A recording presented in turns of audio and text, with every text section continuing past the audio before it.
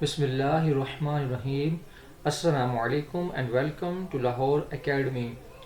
Dear students, if you are a ninth grade student preparing for your upcoming English exam, अगर आप ninth class के student हैं और आप इंग्लिश के एग्ज़ाम की तैयारी कर रहे हैं, this video is for you. Dear students, आपके कीमती वक्त को मद्देनज़र रखते हुए डायरेक्ट हम क्वेश्चंस की तरफ चलते हैं. तो मोस्ट इम्पॉर्टेंट और repeated questions. Ninth class English subjective paper 2025 section 1. Answer any 5 of the following questions. Question number 1. What are the qualities of patriot? What are the qualities of patriot? Question number 2 है, what was the Qaid's concept of our nation? Question number 3 है, how construction or transport is become a cause of noise pollution? ये question दो तरह से आ सकता है. How construction is become a cause of noise pollution, मतलब जो तामीराती काम होते हैं वो कैसे नॉइज़ पोल्यूशन की वजह बनते हैं, या कंस्ट्रक्शन की जगह पे ट्रांसपोर्ट भी आ सकता है.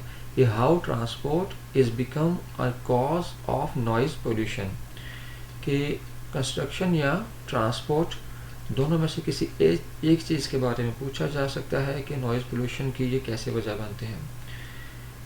इसी चैप्टर का आगे क्वेश्चन है, how is noise pollution dangerous for health. इसी चैप्टर का क्वेश्चन है, व्हाट काइंड ऑफ प्रिकॉशंस में रिड्यूस नॉइज़ पोल्यूशन. ठीक है. क्वेश्चन नंबर 4 है, what do daffodils represent in the poem. Question number 5 है, what was the first revelation. Question number 6 है, what was the Question number 6 है, what message do you get from the life of हज़रत अस्मा रज़ियल्लाहु अन्हा. बच्चों याद रखिएगा, जब किसी फीमेल का जिक्र आता है तो अन्हा बोलते हैं, और जब किसी मेल का जिक्र आता है तो अनहो बोलते हैं. ठीक है. क्वेश्चन नंबर 7 है, how does media provide entertainment. What happens if media allowed to play its role unchecked. बच्चों इन दोनों में से ये जो सेकंड वाला क्वेश्चन है ये ज़्यादा इम्पोर्टेंट है. क्वेश्चन नंबर 7 के दो पार्ट्स हैं. जो सेकंड वाला पार्ट है, what happens if media allowed to play its role unchecked, ये ज़्यादा अहम क्वेश्चन है तो दोनों अहम, लेकिन सेकंड वाला ज़्यादा अहम है. Question number 8, why did nurse ask Hira's sister to come and talk to her. Question number 9, what are the causes of drug addiction. drug addiction की क्या वजूहात हैं. what are the effects of drug addiction. ये देखें कि एक ही question है जो दो तरह से आ सकता है. पहले में है what are the causes, causes क्या है. दूसरे में है what are the effects, कि effects क्या है. क्वेश्चन सेम है लेकिन दो तरह से आ सकता है, आंसर इनका सेम ही होगा. क्वेश्चन नंबर 10 है, as a citizen of Pakistan, Pakistani शहरी होने के नाते, व्हाट आर योर ड्यूटीज, आपके क्या फ़राइज़ हैं, टूवर्ड्स योर कंट्री, आपके मुल्क के लिए. मतलब अगर आप पाकिस्तान के शहरी हैं तो आपकी कौन कौन सी आपके ऊपर जिम्मेदारियां आयद होती हैं. सेकंड क्वेश्चन इसी का, what does love of our country, कि हमारे कंट्री की जो मोहब्बत है, हमारे मुल्क की जो मोहब्बत है, डिमांड फ्रॉम अस, ये हमसे क्या डिमांड करती है. मतलब जो पहले क्वेश्चन का मतलब है वो तकरीबन वही दूसरे का भी है, कि अगर आप किसी मुल्क में रहते हैं तो आपके ऊपर कौन सी जिम्मेदारियां अदा होती हैं, या आप अपने मुल्क से प्यार करते हैं तो आपके ऊपर कौन सी जिम्मेदारियां आयद होती हैं. इसी का third part, how can we become a strong nation. तो बच्चों इसका क्वेश्चन का मीनिंग तो थोड़ा सा मुख्तलिफ है, लेकिन जो पहले का क्वेश्चन आंसर है, दूसरे का आंसर है, इसका भी वही आंसर आ सकता है, ठीक है। How can we become a strong nation, कि हम कैसे एक अच्छी या मजबूत कौम बन सकते हैं। तो नेक्स्ट हमारा क्वेश्चन है 5 most repeated paragraphs from the 9th class English book बाइस लाहौर दैट फ्रीक्वेंटली अपीयर। ये वो पैराग्राफ्स हैं जो आम तौर पे इंग्लिश के पेपर में आया करते हैं। तो फर्स्ट पैराग्राफ है from the chapter the saviour of mankind, इंसानियत को बचाने वाले, द सेवियर ऑफ मैनकाइंड का। अच्छा चलो हम पैराग्राफ की तरफ चलते हैं। The holy prophet peace be upon him was born in Mecca in 1571 AD. He was entrusted with the mission of prophethood at the age of 40. The first revelation was sent down to him in the cave of Hira. The Quran is the last book of Allah and the holy prophet, peace be upon him, is the best prophet. इस chapter को के अंदर से हमने ये paragraph क्यों लिया, उसकी रीज़न देखिए। यहाँ से ये रीज़न हमने खुद लिखी है, पैराग्राफ यहाँ से है दी होली प्रॉफिट से लेके इन दी लास्ट प्रॉफिट। अब आपको रीज़न बताने लगा हूँ कि ये पैराग्राफ क्यों लिया गया। This paragraph is important as it covers the basic introduction of prophet Muhammad peace be upon him and the significance of the first revelation. हम चलते हैं नेक्स्ट पैराग्राफ की तरफ। Patriotism lesson 2। तो पैराग्राफ शुरू होता है A patriot loves his country and is always ready to sacrifice for it. He works for the progress and prosperity of his nation. A true patriot never betrays his country and stands by it in times of difficulty. अच्छा ये paragraph क्यों लिया, reason देखिए। This paragraph defines patriotism and is a key concept in the syllabus. तो next paragraph है from the lesson हज़रत अस्मा रज़ी अल्लाह ताला अन्हा। तो बच्चों याद रखिएगा, जब किसी फीमेल का नाम आए तो अनहा कहना है, और जब किसी मेल का नाम आए तो फिर अनहो बोलते हैं, ठीक है। तो यहाँ पे आएगा अनहा, रज़ी अल्लाह ताला अन्हा। तो पैराग्राफ देखते हैं। हज़रत अस्मा रज़ी अल्लाह ताला अन्हा वाज द डॉटर ऑफ हज़रत अबू बकर रज़ी अल्लाह ताला अन्हो। She was a brave and courageous woman. She helped the Holy Prophet, peace be upon him, and her father during the migration to Medina. She risked her life to deliver food to the cave of Thor. Thor मतलब गारे सौर। इस paragraph को लेने की reason देखिए। This paragraph highlights her bravery and loyalty, making it a favorite for translation. तो next paragraph है हमारा from the lesson Quaid Azam's vision and Pakistan. Lesson number 5 है।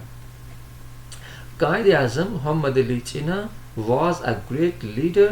He worked day and night for the creation of Pakistan.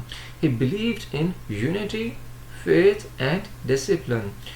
His leadership and determination led to the establishment of Pakistan on the 14th August 1947. इस paragraph को लेने की reason देखिए। This paragraph summarizes Quaid-e-Azam's vision and struggle for Pakistan. Paragraph number 5 from the lesson The last sermon of the Holy Prophet, peace be upon him. Lesson 9 और last sermon, तो इसको अगर आप ट्रांसलेट करें तो ये बनता है खुतबाए हिज्जतुल विदा, ठीक है। मतलब जो आखिरी खुतबा नबी पाक सल्लल्लाहु अलैहि वसल्लम ने इरशाद फरमाया था, ये चैप्टर उसमें से है। सरमन बोलते हैं खुतबे को। In his last sermon, अपने आखिरी खुतबा में the Holy Prophet, peace be upon him, नबी पाक सल्लल्लाहु अलैहि वसल्लम ने emphasized, जोर दिया the importance of equality, justice and brotherhood. He said that all humans are equal and no one is superior to others except in piety. He also stressed the rights of women and the importance of treating them kindly. बच्चों यहाँ पे देखें emphasized word आया और यहाँ पे stressed आया, दोनों का एक ही मतलब है, बात पे जोर देना। किसी ये emphasize ख़ास तौर पे जब आप कुछ बोल रहे हैं तो किसी चीज़ में स्पेशल आपने लोगों की तवज्जो दिलानी है तो उसको बोलते हैं emphasized करना। स्ट्रेस मतलब जोर देना, मतलब दोनों के मीनिंग तकरीबन सेम है। इस पैराग्राफ को क्यों लिया गया? This paragraph is significant as it covers the key teachings of the last sermon. Next question है टॉप 3 मोस्ट इंपॉर्टेंट लाइन्स। ये जो पोइम्स में से आपको लाइन्स आनी है, ठीक है, वो लाइन यहाँ पे दी गई हैं। तो लाइन फर्स्ट कौन सी है? I wandered lonely as a cloud that floats on high over vales and hills. From the chapter Daffodils by William Wordsworth. तो देखिए, the poet compares himself to a solitary cloud floating over valleys and hills, feeling lonely and disconnected. तो second जो है, the woods are lovely, dark and deep, but I have promises to keep and smiles to go before I sleep. ये है from the poem Stopping by Woods on a Snowy Evening by Robert Frost. तो इसका paraphrase देखिए, the poet admires the beauty and depth of the woods but remembers his responsibilities and the long journey ahead before he can rest. तो line number 3 देखिए, the holy prophet peace be upon him was born in Mecca in 1571 AD. तो इसका paraphrase, Prophet Muhammad peace be upon him was born in the city of Mecca in the year 1571 AD. बिल्कुल simple है ये वाला। Why these lines? ये हमने सारी ये lines क्यों select की? They are short, clear and easy to paraphrase. They are frequently repeated in the past papers. They cover key themes from the syllabus, nature, responsibility and the life of the Prophet, peace be upon him. In the 9th class English curriculum for BAIS Lahore, several idioms, words and paraphrase are frequently tested. Here are some of the most important ones. मतलब हमने आगे आपको idioms या words या phrases जो frequently paper में आते हैं आपके लिए वो भी हमने यहाँ पे रखे हैं, तो उनको देखते हैं। तो सबसे पहले है ये वर्ड सेंचुरी। सेंचुरी किसको बोलते हैं? A period of 100 years. तो दूसरा वर्ड है conquest, the act of conquering or gaining control over a place or people।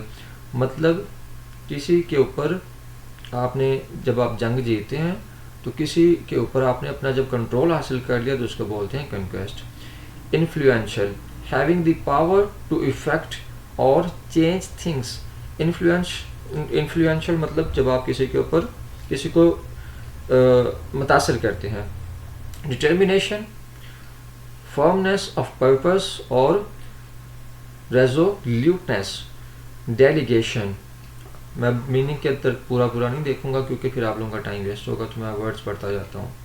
quietly, urge, ignorance, unparalleled, beauty, sacrifice, commendable, prosperity, invasion, motherland, responsible, nationalism, geared up, global village, a click away, constructive role, raise awareness, to keep an eye,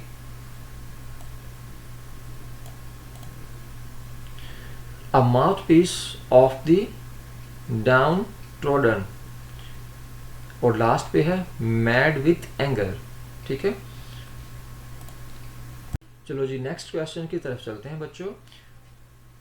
5 important letters and 5 important stories for 9th class English Vice Lahore. Important letters क्या हैं? तो first पे है write a letter to your mother inquiring about her health. Second है write a letter to your friend thanking him for lending books. तो 3 पे है write a letter to your father requesting extra funds for hostel dues. 4th पे है write a letter to your friend congratulating him on his birthday. 5 पे है write a letter to your friend requesting him to spend spring holidays with you. इसी तरह से 5 most important stories हैं, जिनमें से नंबर 1 पे है द ग्रीडी डॉग, नंबर 2 पे है honesty is the best policy, number 3 पे है a friend is need is a friend indeed, number 4 पे है slow and steady wins the race, number 5 पे है the lion and the mouse. Next question जो मेरे पेपर में आया करता है read the passage carefully and answer the questions given at the end. तो हमने यहाँ पे 3 मोस्ट इम्पोर्टेंट पैसेज आपके लिए लिए हैं जो फ्रीक्वेंटली मतलब बार बार पेपर में आते हैं. तो पहले को देखते हैं पैट्रियटिज्म के बारे में. थीम क्या हो सकता है? The importance of loving and serving one's country. Key points इसके क्या होंगे? Qualities of patriot, sacrifices for the nation and the role of youth in nation building. तो एग्जाम्पल के तौर पे हमने क्वेश्चन भी ले लिए. What qualities should a true patriot have? Question number 2 होगा या हो सकता है How can young people contribute to their country? 3 हो सकता है What does the passage say about the importance of patriotism? तो passage number 2 passage on the life of our beloved prophet peace be upon him. Theme क्या होगा? The life, teachings and character of prophet Muhammad peace be upon him sallallahu alaihi wa alihi wasallam. Key points क्या होंगे? His kindness, honesty and role as a mercy of mankind. mercy of mankind मतलब इंसानों के लिए रहमत. जैसा कि हम जानते हैं कि आप सल्लल्लाहु अलैहि वसल्लम रहमत लिल आलमीन हैं. एग्जाम्पल क्वेश्चंस क्या हैं? What lessons can we learn from the life of the Holy Prophet peace be upon him? Why is the Prophet peace be upon him called a mercy for mankind? मतलब आपको रहमत लिल आलमीन क्यों कहा जाता है? How did the Prophet peace be upon him treat others? आप सल्लल्लाहु अलैहि वसल्लम दूसरों के साथ कैसा सलूक किया करते थे? Passage 3 Passage on environmental issues मतलब के pollutions या deforestation. थीम क्या होगा? Causes and effects of environmental problems and their solutions. की पॉइंट्स क्या होंगे? Noise pollution, air pollution and the importance of planting trees. Example questions क्या होंगे? What are the main causes of noise pollution? Question 2 क्या होगा? How can we reduce environmental pollution? Question number 3 क्या होगा? What was the importance of planting trees according to the passage? अच्छा ये passage हमने क्यों लिए? High relevance. These topics are central to the 9th class English syllabus and frequently tested. मतलब ये passage जो हैं ये बार बार आते हैं और बहुत रेलिवेंट पैसेजेस हैं ये. दूसरा क्या है? Clear themes.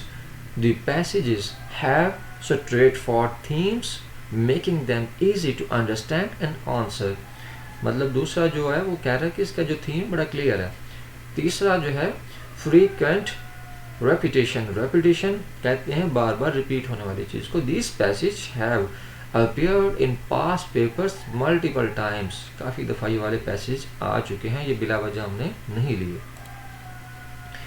Tips for answering passage questions. तो बच्चों इसको आंसर कैसे करना है उसके लिए टिप्स भी आपके लिए हमने रखी हैं। तो देखिए, रीड द पैसेज ट्विस, इसको 2 दफ़ा पढ़ना है आपने कम से कम, ठीक है। First, skim through the passage to get the main idea, then read it carefully to understand the details, ठीक है। तो इसका जो टिप नंबर 2 है, अंडरलाइन की पॉइंट्स। तो जो आपको की पॉइंट्स उसमें पैसेज में नजर आएंगे उनको आपने अंडरलाइन कर लेना है। हाईलाइट इंपॉर्टेंट सेंटेंसेस और paraphrases that might help answer the questions. मतलब आपको जो मेन उसमें जो की पॉइंट्स नज़र आएंगे उसको हाईलाइट कर लें, ठीक है, सेंटेंस को भी पैराफ्रेजेस को भी।